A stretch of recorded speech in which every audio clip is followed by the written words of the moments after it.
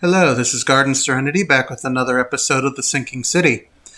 And again, I am here with my wife, Ada Lily, who will be reading stories from the Necronomicon. Hi everyone, it's Ada Lily. Once again, I will be reading stories from Lovecraft for the first time. So I apologize for any mispronunciations and everything that you know. The first story we're reading today is The Hound.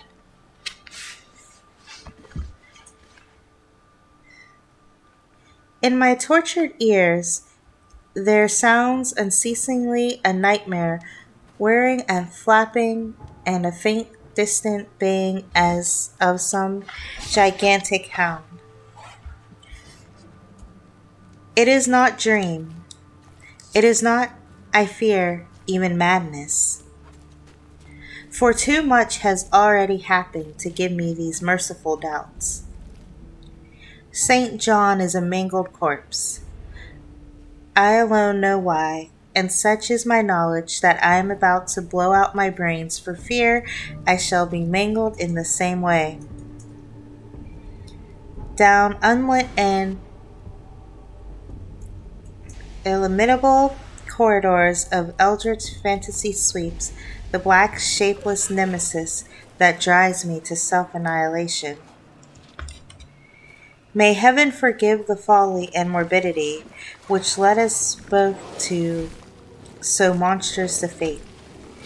Wearied with the commonplaces of the prosaic world, where even the joys of romance and adventure soon grow stale, St. John and I followed enthusiastically every aesthetic and intellectual movement which promised respite from our devastating ennui.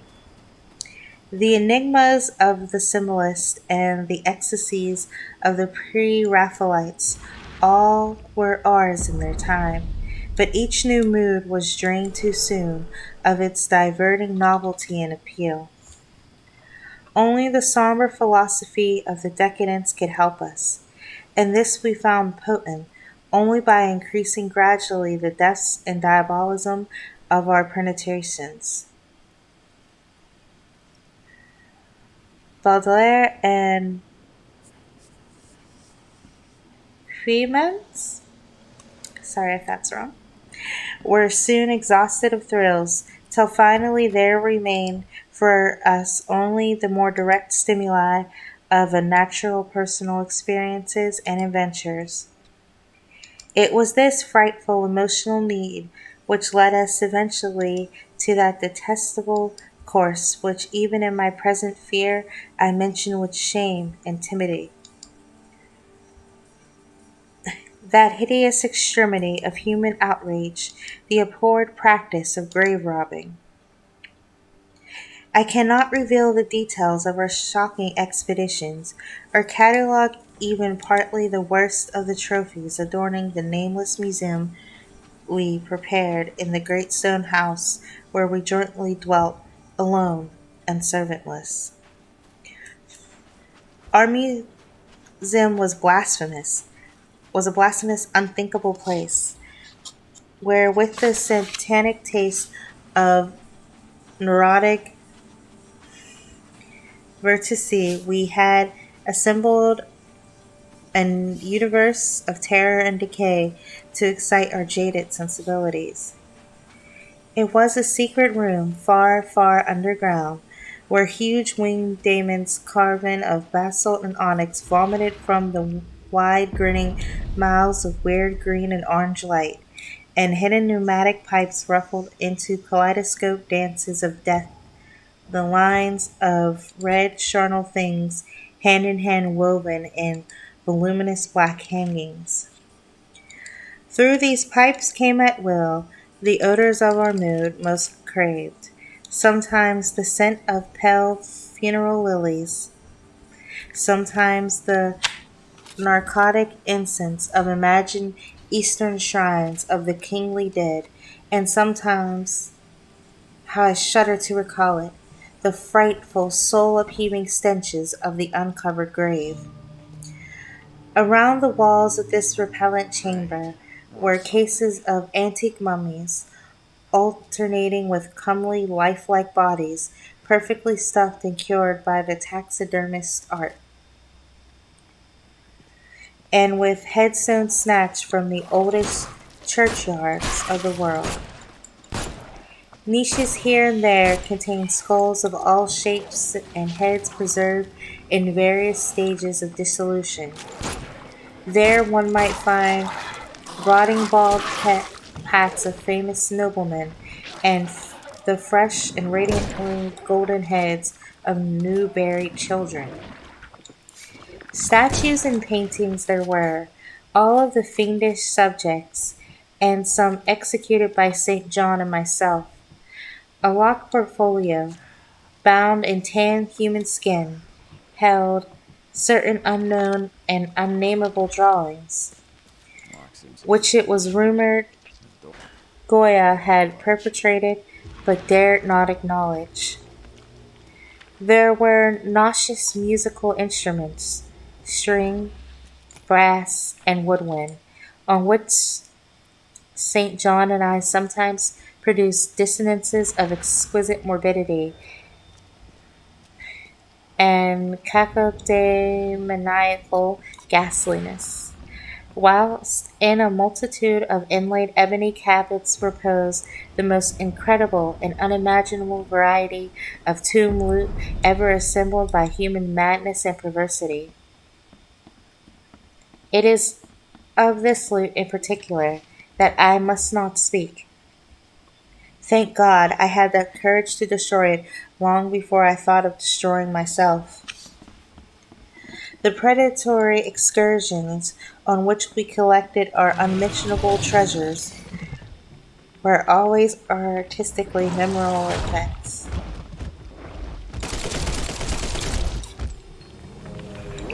We were no longer vulgar ghouls, but worked only under certain conditions of mood, landscape, environment, weather, season,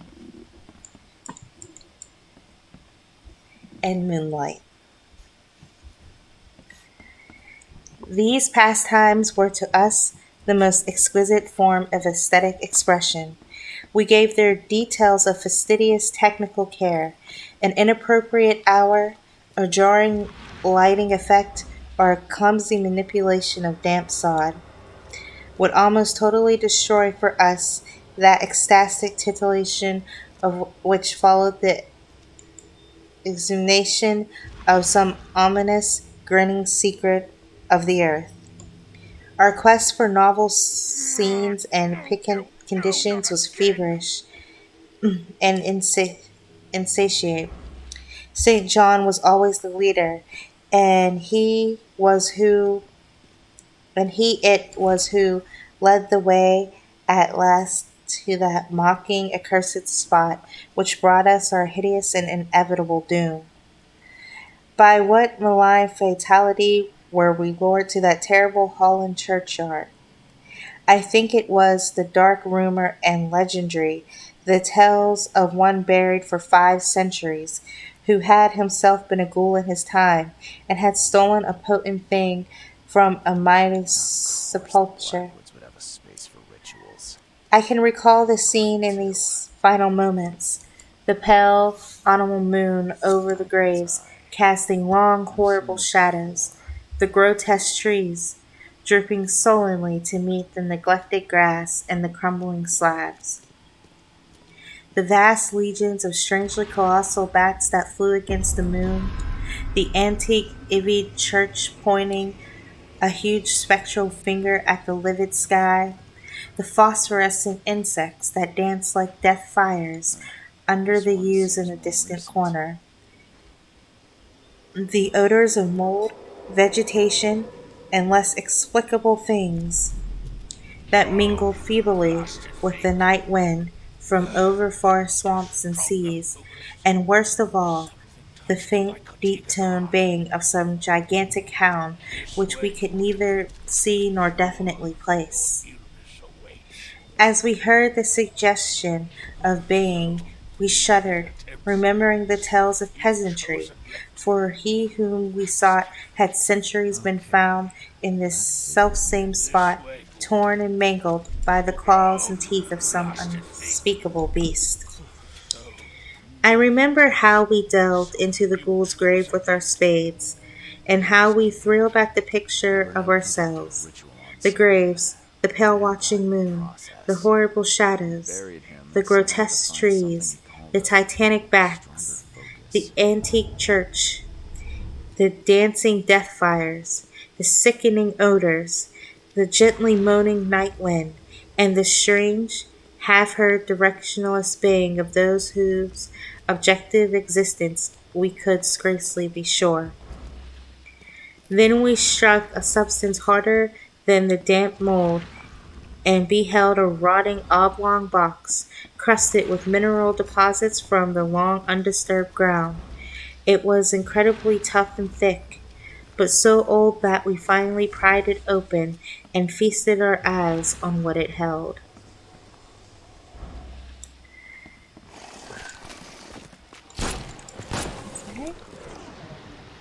Much, amazingly much, was left of the object despite the lapse of 500 years.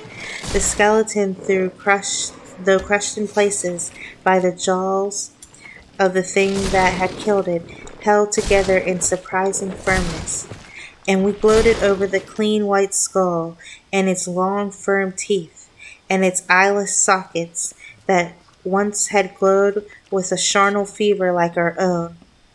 In the coffin lay an amulet of curious and exotic design, which had apparently been worn around the sleeper's neck. It was an oddly conventionalized figure of a crouching winged hound or sphinx with a semi-canine face, and was exquisitely carved in antique oriental fashion from a small piece of green jade. The expression of its features was repellent in the extreme, savoring at once of death, bestiality, and malevolence. Around the base was an inscription in characters which neither St. John nor I could identify, and on the broom, like a maker's seal, was graven a grotesque and formidable skill. Immediately upon beholding this amulet, we knew that we must possess it, that this treasure alone was our logical proof from the centuried grave. Even had its outlines been unfamiliar, we would have desired it. But as we looked more closely, we saw that it was not wholly unfamiliar. Alien it indeed was to all art and literature which sane and balanced readers know, but we recognized it as a thing hinted of in the forbidden Necronomicon of the mad Arab Abdul al-Hazred, the ghastly soul symbol of the corpse-eating cult of the inaccessible Ling in Central Asia. All too well did we trace the sinister lineaments described by the old Arab demonologists. Lineaments, he wrote, drawn from some obscure supernatural manifestation of the souls of those who vexed and gnawed at the dead.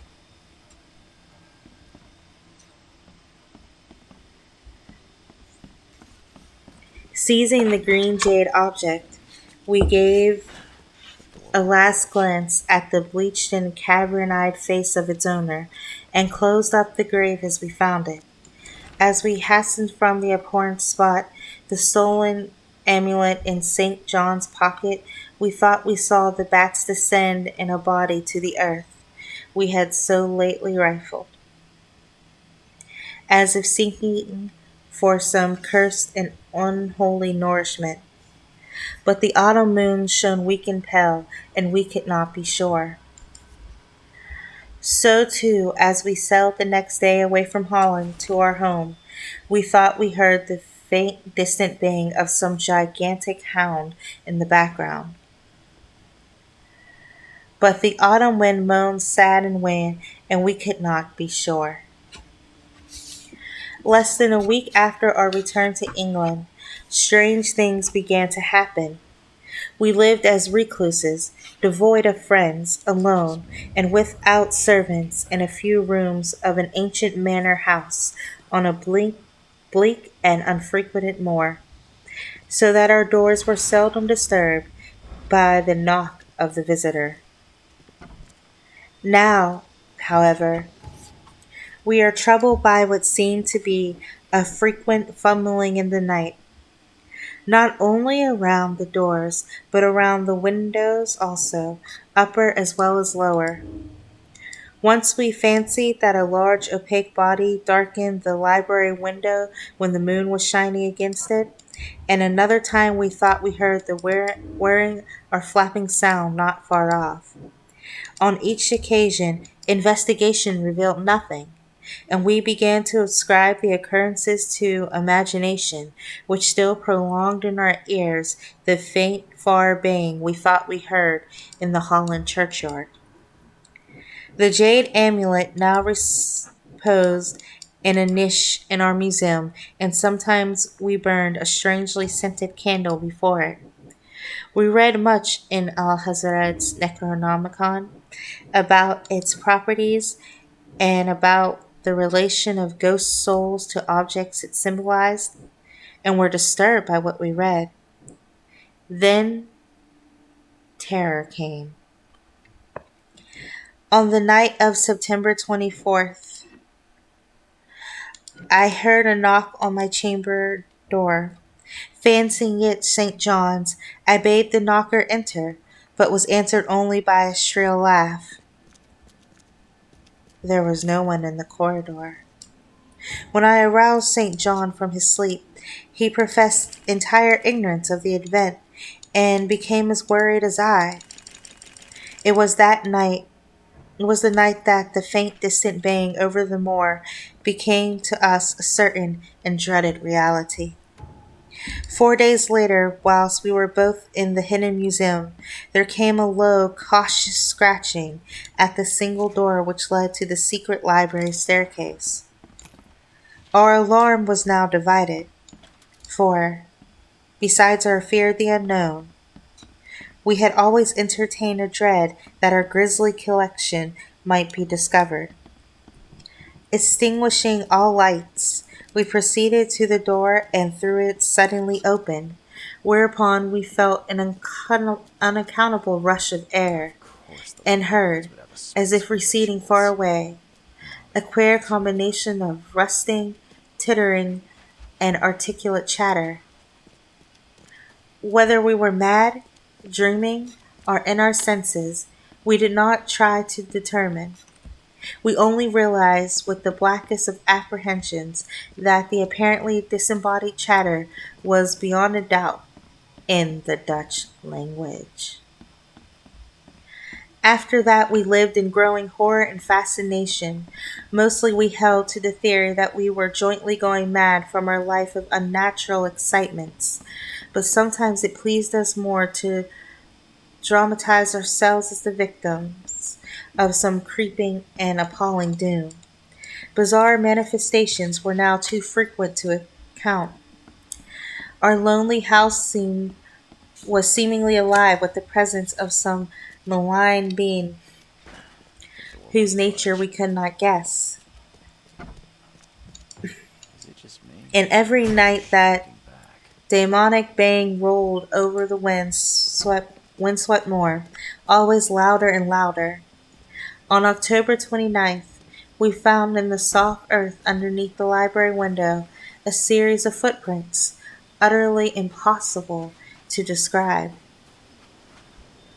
They were as baffling as the hordes of great bats which haunted the old manor house in unprecedented and increasing numbers. The horror reached a culmination on November 18th when St. John, walking home after dark from the dismal railway station, was seized by some frightful carnivorous thing and torn to ribbons. His screams had reached the house, and I had hastened to the terrible scene in time to hear a whir of wings and see a vague, black, cloudy thing silhouetted against the rising moon. My friend was dying when I spoke to him, and he could not answer coherently. All he could do was whisper, "The amulet.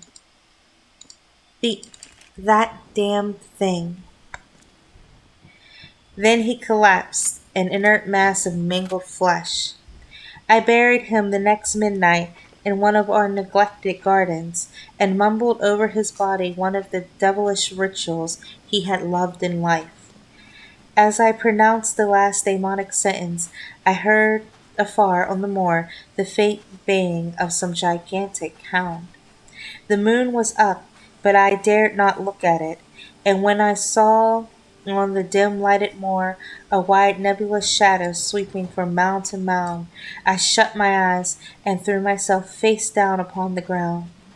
When I arose, trembling, I know not how much later, I staggered into the house and made shocking obeisance before the enshrined amulet of green jade. Being now afraid to live alone in the ancient house on the moor, I departed on the following day for London, taking with me the amulet after destroying by fire and burial the rest of the impious collection in the museum. But after 3 nights I heard the baying again, and before a week was over felt strange eyes upon me whenever it was dark. One evening, as I strolled on Victoria Embankment for some needed air, I saw a black shape obscure one of the reflections of the lamps in the water. A wind, stronger than the night wind, rushed by, and I knew that what had befallen St. John must soon befall me. The next day I carefully wrapped the green jade amulet and sailed for Holland. What mercy I might gain by returning the thing to its silent, sleeping owner I knew not, but I felt that I must try any step conceivably logical.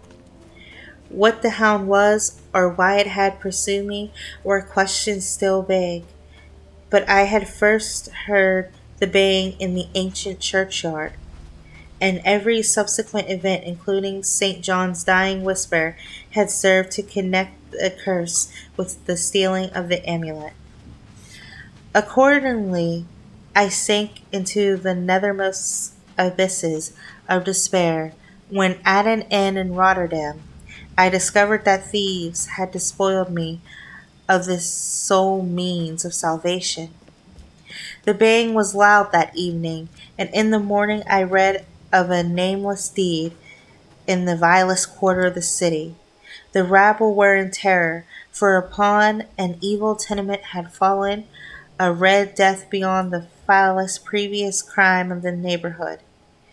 In the squalid thieves' den, an entire family had been torn to shreds by an unknown thing which left no trace, and those around had heard all night a faint, deep, insistent note as of a gigantic hound.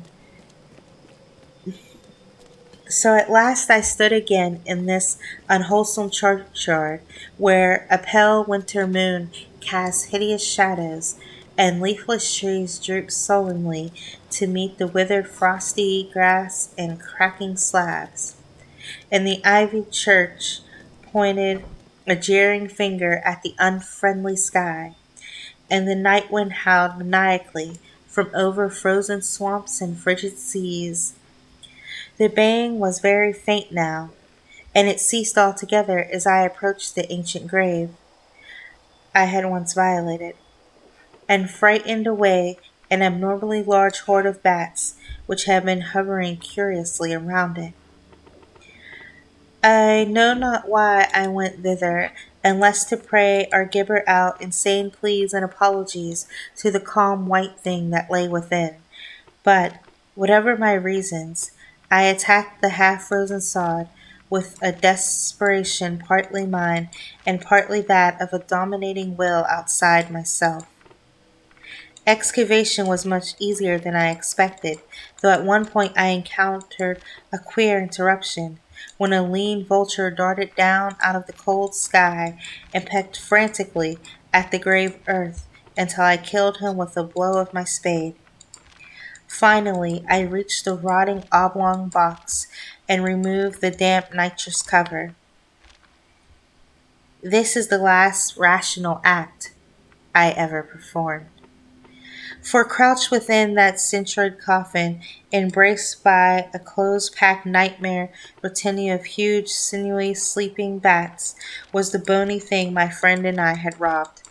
Not clean and placid as we had seen it then, but covered with caked blood and shreds of alien flesh and hair, and leering sentiently at me with phosphorescent sockets and sharp ensanguined fangs, yawning twistedly in mockery of my inevitable doom. And when it gave from those grinning jaws a deep sardonic bay as of some gigantic hound, and I saw that it held in its gory, filthy claw the lost and fateful amulet of green jade. I merely screamed and ran away idiotically, my screams soon dissolving into peals of hysterical laughter. Madness rides the star wind, claws and teeth sharpened on centuries of corpses, dripping death astride a bacchanal of bats from night-black ruins of buried temples of Belial. Now, as the baying of that dead, fleshless monstrosity grows louder and louder, and the stealthily whirring and flapping of those accursed web wings circles closer and closer, I shall seek with my revolver the oblivion which is my only refuge from the unnamed and unnameable. So that is the end of the story, The Helm. I definitely feel like with this story and a lot of the ones I've read so far, they it's like they're causing their own demise on purpose. It's just like most people have this feeling, like as curious as they are, don't do it, and they're just like, you know what I'm going to do? I'm going to do it. I'm going to do all the things, every wrong thing I could possibly think of to do in this situation. I'm going to do it. Well, the interesting thing about a lot of H.P. Lovecraft stories, and in fact is happening in this game, you know you shouldn't. Just like our main character in the game knows he should probably leave this place like yesterday, not continue to investigate. But a lot of times, through means of dreams or insanity or some nagging sensation, the people involved are drawn to whatever it is that's haunting them.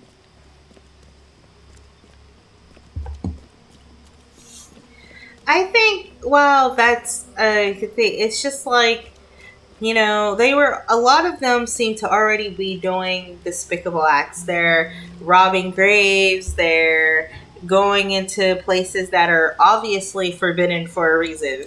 Like, don't go in there. And then it's like, I can't believe like this is happening to me. And it's almost as if they think they're above anything happening to them. No matter how many signs, warning signs, and red flags there are.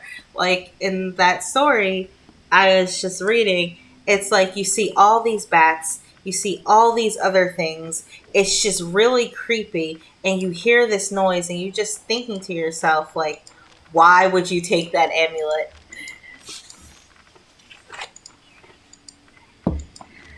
But that was a pretty interesting story, I have to say. So,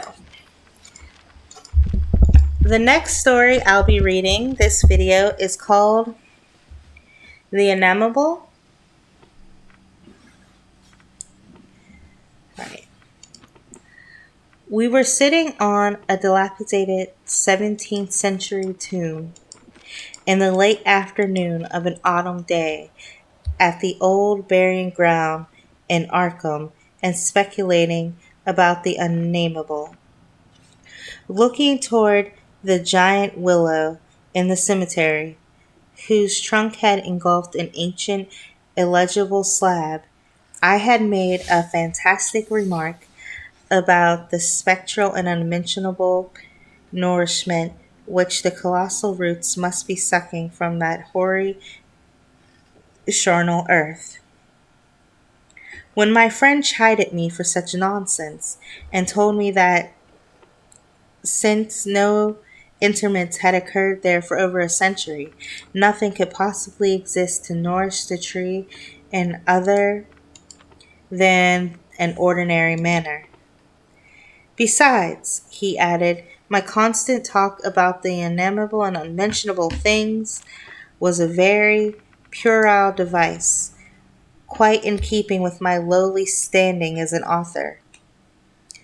I was too fond of ending my stories with sights or sounds which paralyzed my hero's faculties and left them without courage, words, or associations to tell what they had experienced. We know things, he said, only through our five senses or our religious intuitions. Wherefore, it is quite impossible to refer to any object or spectacle which cannot be clearly depicted by the solid definitions of fact or the correct doctrines of theology, preferably those of Congregationalists, with whatever modifications tradition and Sir Arthur Conan Doyle may supply. With this friend, Joel Menton, I had often languidly disputed. He was principal of the East High School, born and bred in Boston and sharing New England's self satisfied deafness to the delicate overtones of life. It was his view that only our normal objective experiences possess any aesthetic significance, and that it is the province of the artist not so much to rouse strong emotion by action, ecstasy, and astonishment as to maintain a placid interest and appreciation by accurate, detailed transcripts of everyday affairs. Especially did not did he object especially did he object to my preoccupation with the mystical and the unexplained, for although believing in the supernatural much more fully than I, he would not admit that it is sufficiently commonplace for literary treatment, that a mind can find its greatest pleasure in escapes from the daily treadmill and in original and dramatic recombinations of images usually thrown by habit and fatigue into the hackneyed patterns of actual existence, was something virtually incredible to his clear, practical, and logical intellect. Just when I thought I'd actually With figured him, things all out. things and feelings had Hello fixed there, Mr. dimensions, Reed.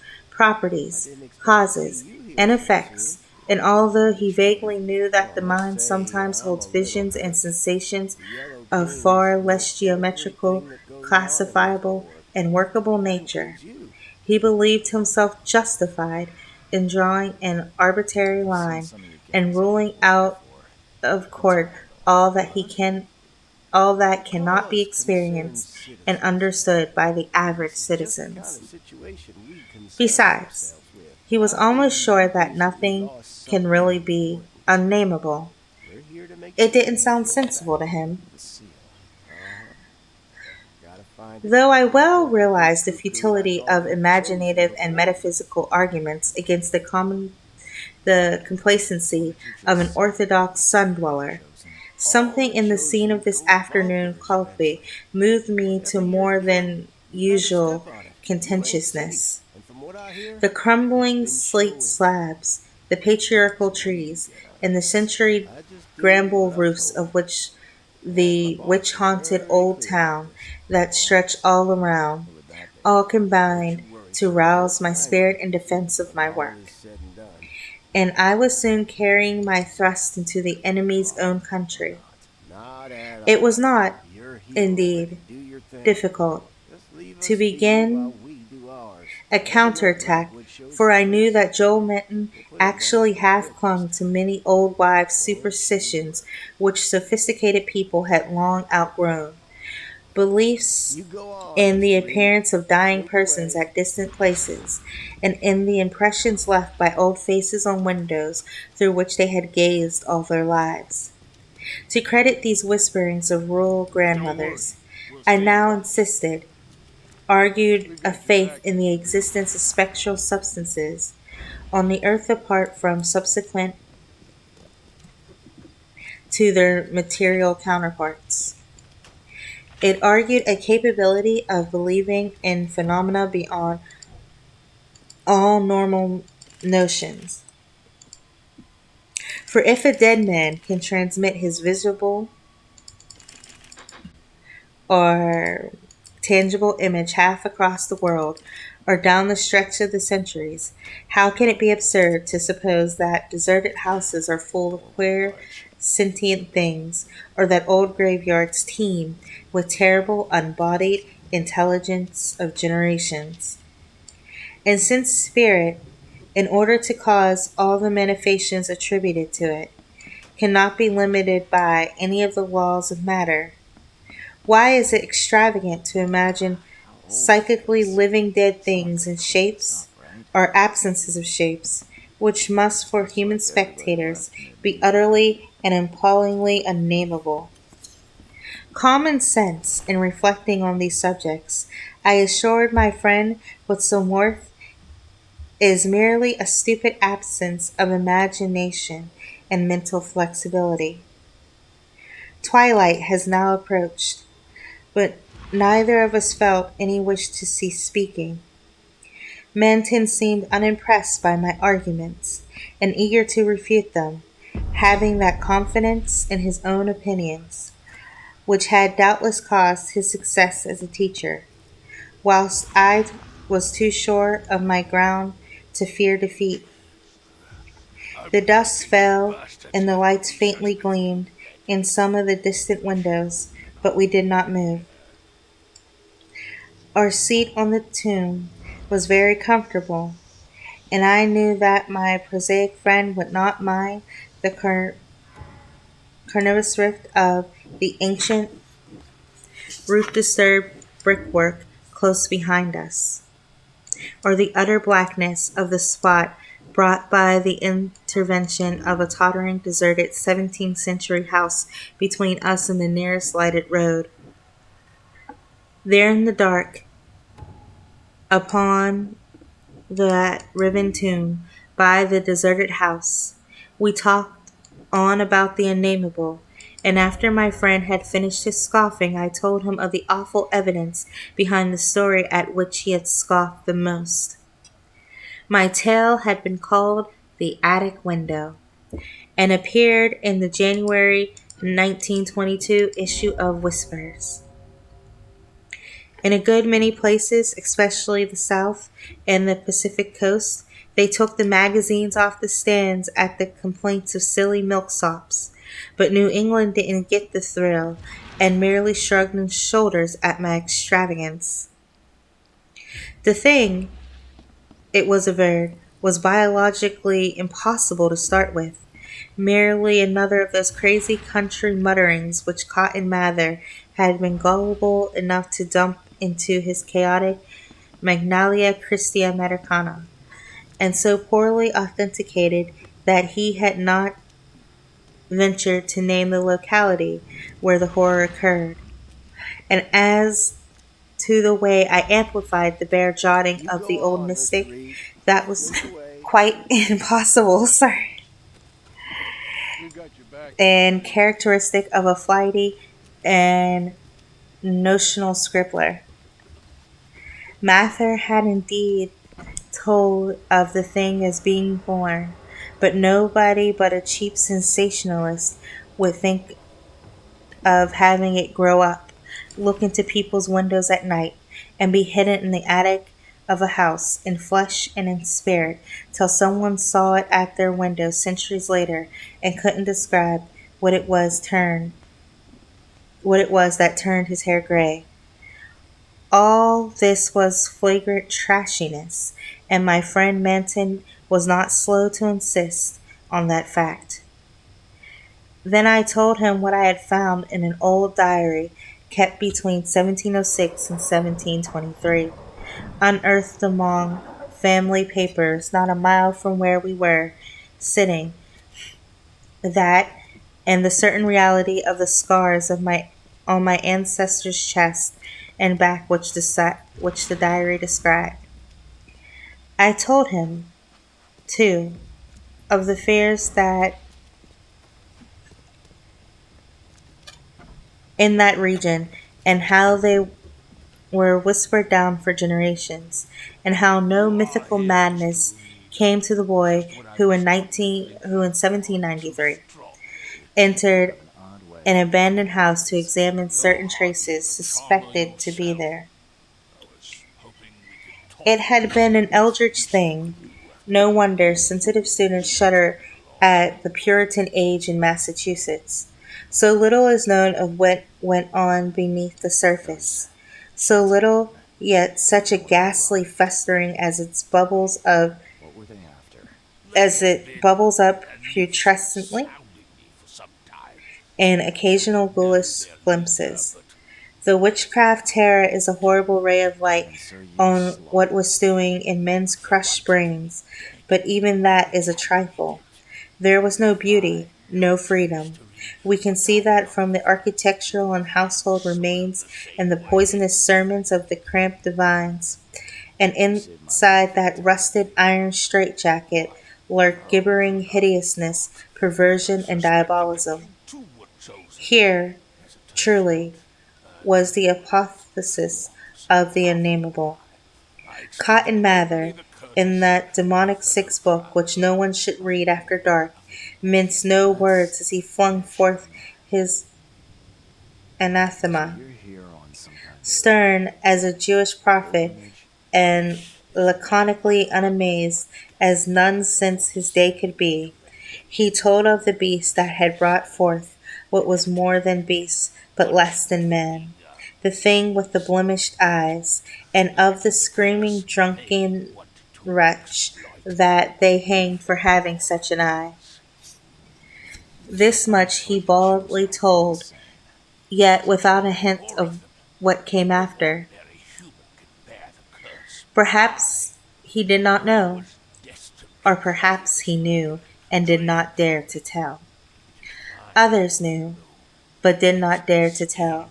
There is no public hint of why they whispered about the lock on the door to the attic stairs in the house of a childless, broken, embittered old man who had put up a blank slate slab by an avoided grave, although one may trace enough evasive legends to curdle the thinnest blood.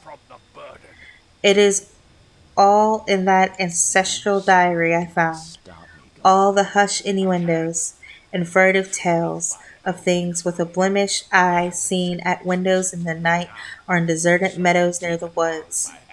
Something had caught my ancestor on a dark valley road, leaving him with marks of horns on his chest and of ape-like claws on his back. And when they looked for prints in the trampled dust, they found the mixed marks of split hooves and vaguely anthropomorphic paws. Once a post rider said he saw an old man chasing and calling to a frightful, lopping, nameless thing on Meadow Hill in the thinly moonlit hours before dawn, and many believed him. Certainly, there was strange talk one night in 1710 when the childless broken old man was buried in the crypt behind his own house in sight of the blank slate slab. They never unlocked that attic door, but left the whole house as it was, dreaded and deserted. When noises came from it, they whispered and shivered, and hoped that the lock on the attic door was strong. Then they stopped hoping when the horror occurred at the parsonage, leaving not a soul alive or in one piece. With the years, the legends take on a spectral character. I suppose the thing, if it was a living thing, must have died. The memory had lingered so hideously, all the more hideous became it was so secret. During this narration, my friend Manton had become very silent. I saw that my words had impressed him. He did not laugh as I paused, but asked quite seriously about the boy who went mad in 1793, and who had presumably been the hero of my fiction. I told him why the boy had gone to that shunned, deserted house, and remarked that he ought to be interested, since he believed that windows retain latent images of those who had sat at them. The boy had gone to look at the windows of that horrible attic because of tales of things seen behind them, and had come back screaming maniacally. Manton remained thoughtful as I said this, but gradually reverted to his analytical mood. He granted, for the sake of argument, that some unnatural monster had really existed, but reminded me that even the most morbid perversion of nature needed not be unnameable or scientifically indescribable. I admired his clearness and persistence, and added some further revelations I had collected among the old people. Those later spectral legends I had made plain, related to monstrous apparitions more frightful than anything organic could be.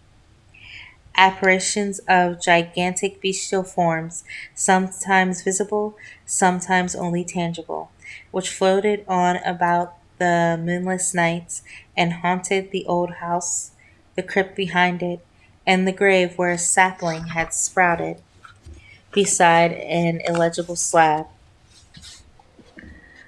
Whether or not such apparitions had ever gored or smothered people to death, as told in uncorroborated traditions, they had produced a strong and consistent impression, and were yet darkly feared by very aged natives, though largely forgotten by the last two generations, perhaps dying for lack of being thought about.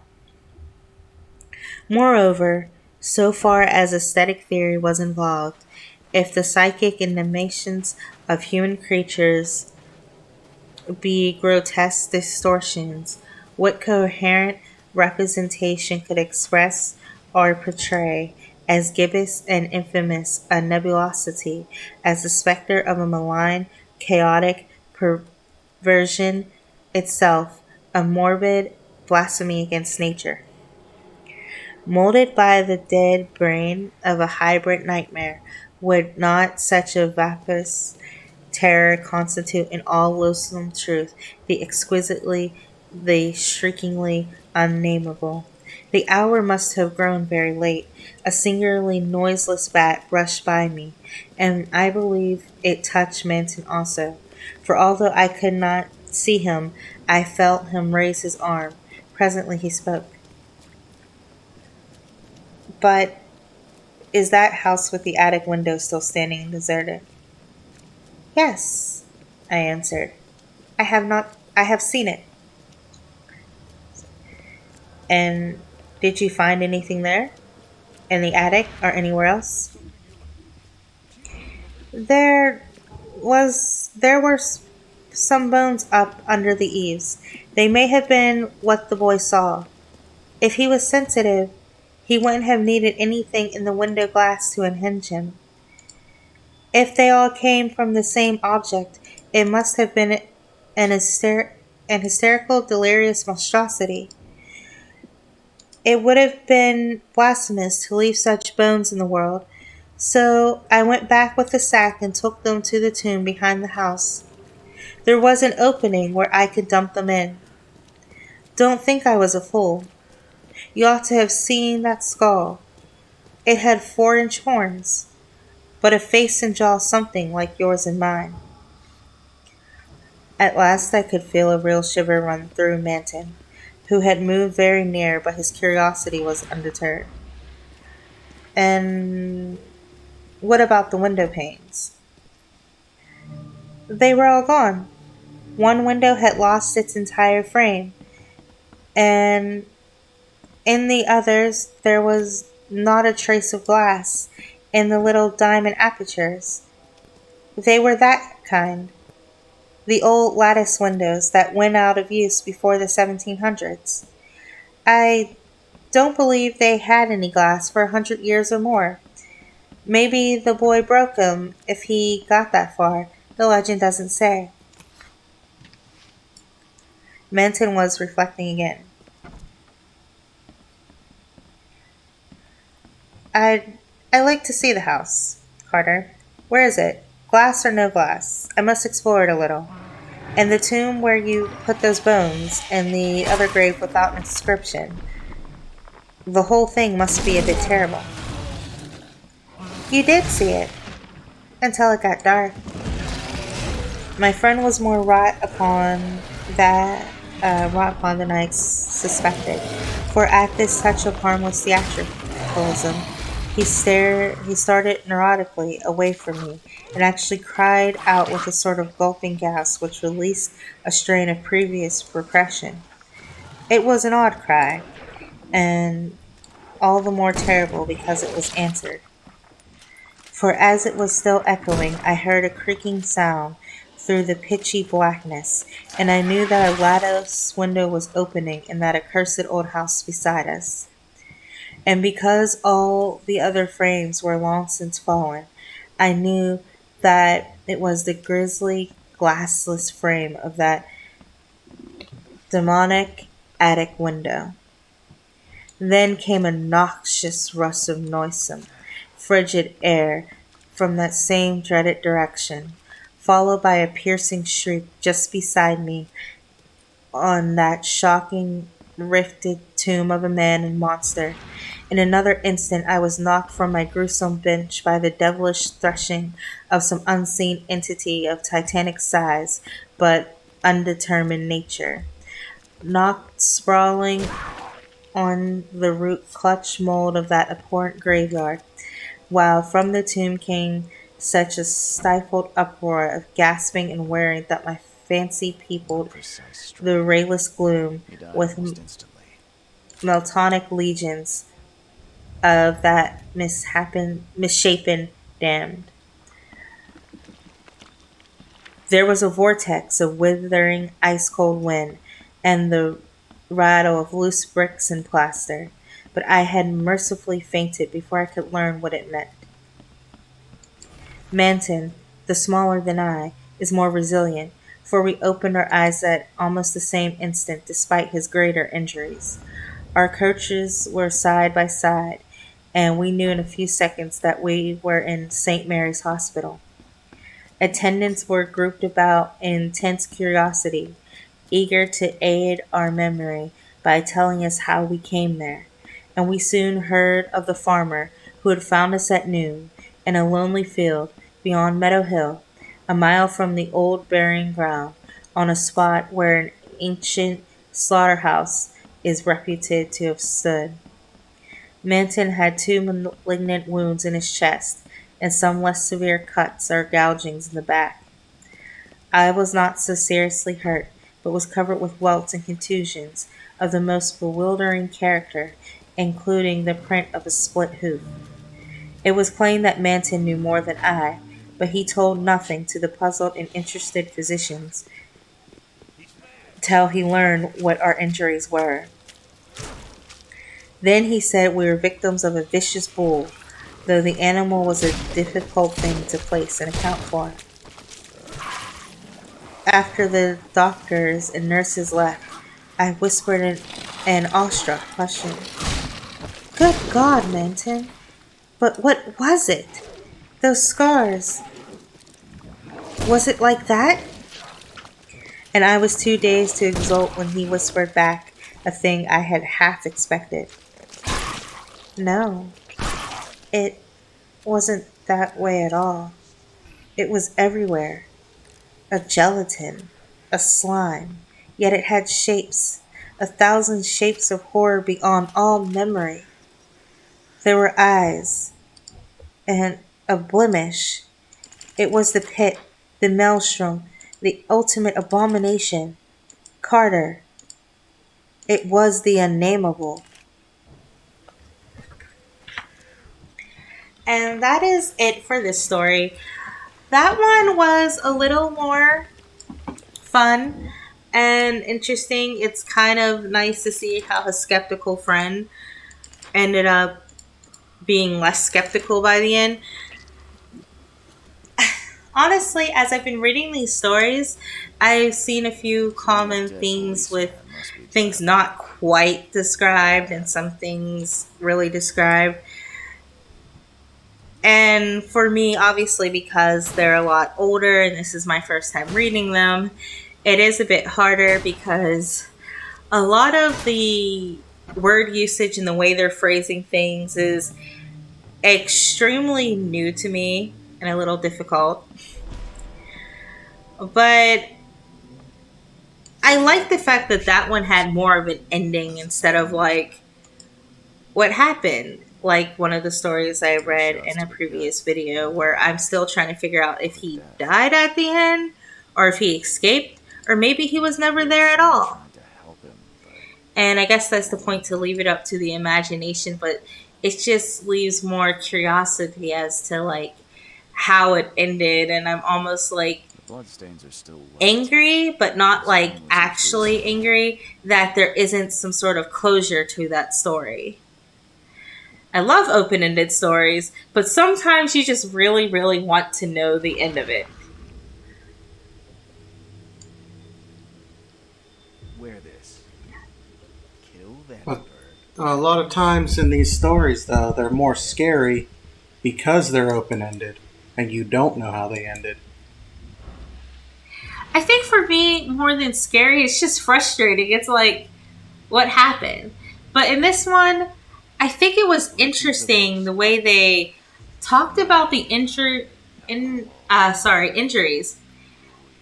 then they're saying like it was a giant thing of, well, in my mind, I'm sure, and I apologize to all Lovecraft fans, it when he said gelatin, I imagined a slime monster or like a giant angry Step thing right of in, my jello. friend. Let me welcome you in this humble Which abode of is mine. something used in some horror stuff nowadays, so that's obviously why I would think of it in that way. Well, a lot of Lovecraftian monsters tend to be Can't you formless, see I'm having tentacled, seance? What are you... so a gelatinous type of monster is Police? not Mr. something Man, that we're in that charge. could be ruled Please send out. help. Okay. Let's see. Understandable. I think with tentacles and stuff and more, I can imagine like a squid or an Step octopus right or in, my something. friend. So Let me maybe I do welcome you have in this some issues, humble kind of abode like of his mine. friend Manton in that Can't you last see story, I'm having who had a seance? very What are you... analytical like thought process until he was finally faced with Police? something that he Mr. could Man, a not bird has been name. shot. So Please send help. I mean, The man thankfully, stranded I remains hope, with a guest I when the hope killer arrived. there's no creatures out there like that, and I ended up freaking out like, oh my gosh, what is this?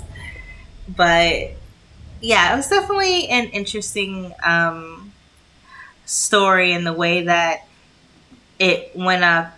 And I almost wondered if, even though he believed it, he also kind of picked up some of his Saw friend material existed since the Manton's life. skeptibility Saw or material skepticalness, destruction is not for because this world is it's never like, yeah, he to said he's simple seen something plans of unnameable, but it's shadows, like to the guy who insignificance was and trying to convince him of it never saw it, so it divine powers that becomes reflect each other. like this Your humble strange, servant, strange kind of Fergie slight Matt. change to me. But that's just my personal interpretation of it. Monade possesses the ultimate power of transforming the world. Thus, being added to an odd number, it turns into an even. Well, And added to an even. that was the second story I planned on reading for today. I will look into reading a longer story next time. Repercussions and reflections. Thank you so much for listening to me read Lovecraft stories while my husband plays The Sinking City. And we are drawing this episode to a close. I'm just going to finish out the investigation so that I don't have to come back here. So enjoy that.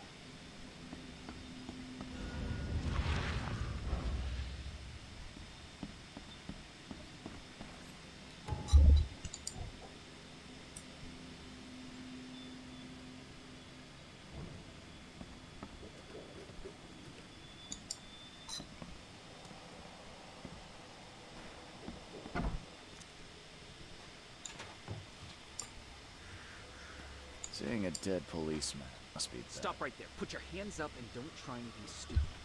What? Why? You're under arrest for the murder of Johannes Vanderberg. I didn't kill him. We have clear evidence against you and an eyewitness report. Take him in.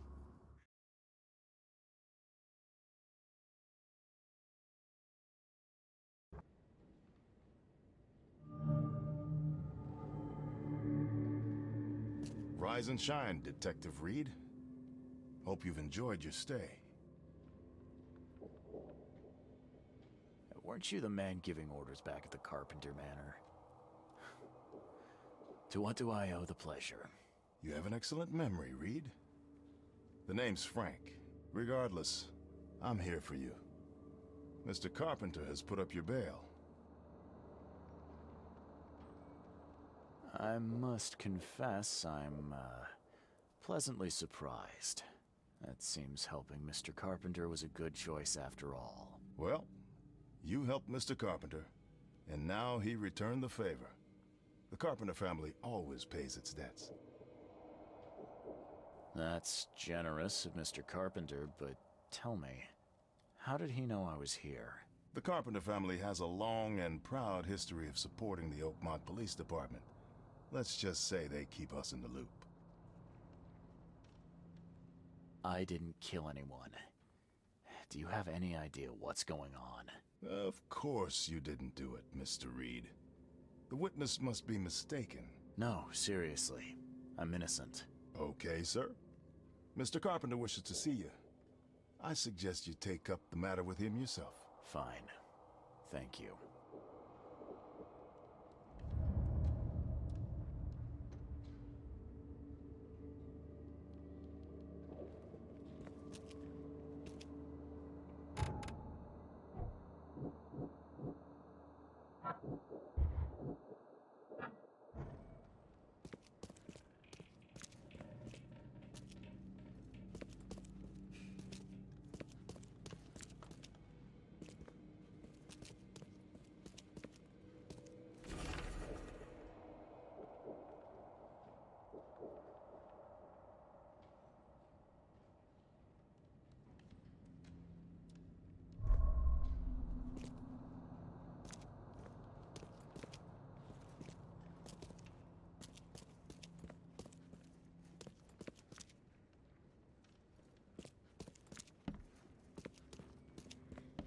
You better start brown-nosing Carpenter. If it were up to me... Sir, I didn't do a thing. Oh, really, newcomer? Go ahead. I'm a good citizen. A good citizen with a shotgun. People like you are best kept in jail, if not the asylum. You're not so good with people, are you, officer? Men like you are why this city is a mess. You blow off locks and break into houses to ransack them. You stroll the streets with a loaded gun, firing at innocent passers-by. And don't you dare deny it. The work of a private eye does occasionally require some lateral thinking, but it's all in service of law and order. So you commit crimes to prevent crimes. Got it. The only mystery is why you haven't ended up here sooner. Just remember, if it weren't for your powerful friends, you'd still...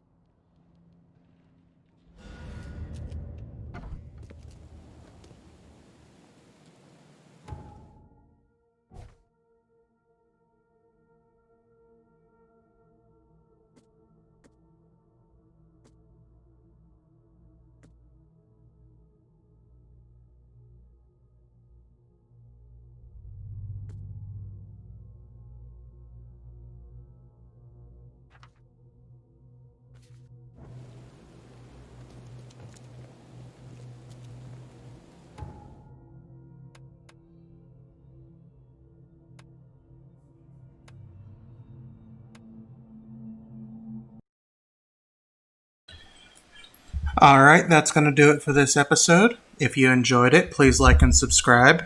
And feel free to comment anything we can do to improve our videos. Thank you.